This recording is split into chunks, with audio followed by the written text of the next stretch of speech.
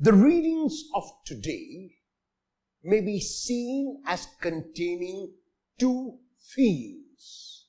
And the first of these themes is hospitality. The second is sacrifice and love.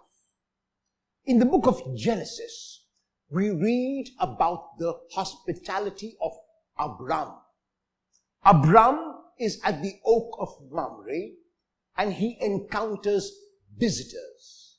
Instead of Abram ignoring them as he could have done, instead of him not bothering about them as he could have done, Abram instead reaches out to them, though they are strangers. Abram does not know who they are. Abram does not know what they can give him in return. Abram only knows that he has to reach out to them and try to ask if he can be a host.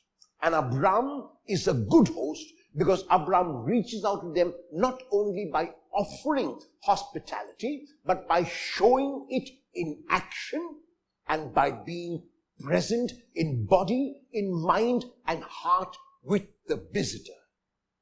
Abram is rewarded because the visitor who enjoyed the hospitality promises that his wife Sarah, who is without child, his wife Sarah, who is barren, will have a child when the visitor comes next year. And this promise was made true because Abram, who was childless, Abram, who was landless, became not only the father of multitudes when his name was changed to Abraham, because this is what Abraham means, the father of a multitude. Abram also was given land much, much further than his eye could see. The reason was Abram's faith. The reason was Abram's hospitality. The reason was Abram's reaching out to visitors who were strangers and who became his friends. In the second reading of today to the Colossians, Paul speaks about his own sacrifice and the sacrifice of the Lord. His own sacrifice is so that he could communicate the message given to him directly by God. And the message that God gave directly to Paul was that God was in Christ reconciling the world to himself, not counting the trespasses, not counting the sins against the world, but simply wanting to draw the world to himself. This drawing the world to himself was made tangible and real, Paul says, when Jesus was sent to be that mark, to be that revelation, to be that tangible expression of the love of God. God could have shown his love by sending a prophet. God could have shown his love by sending a king, or by sending a messenger, or by sending a message in the form of a blessing. God, Paul says, did none of this. God sent his Son in the fullness of time to become exactly one of us, to show us the way. In his becoming a human, in his staying human, Jesus showed us that we are limitless, that there is nothing which holds us back, that there is nothing that can put a restriction on his love for us, and that the love that we must have for others. In the gospel of today, we speak of hospitality of two kinds. One is the hospitality of Martha, and the other is the hospitality of Mary.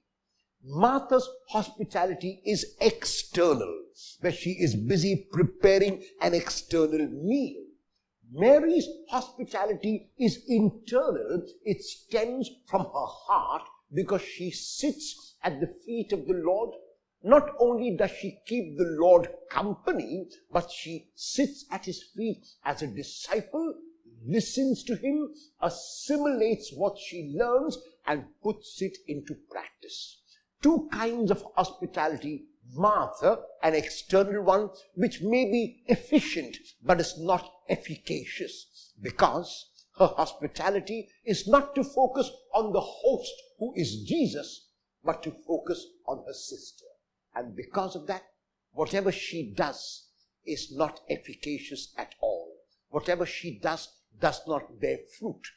Mary's hospitality is to focus on the Lord and not be upset by her sister's agitation, in that she is the perfect host. And so the message of the gospel text of today and the readings of today to each one of us is to be at the feet of the Lord, to sit down and to focus on what we are doing. Abraham focused on his visitors, and so was the perfect host. Mary sat at the feet of the Lord, and so was the perfect host. We need to focus on what we are doing and not get distracted like Martha did.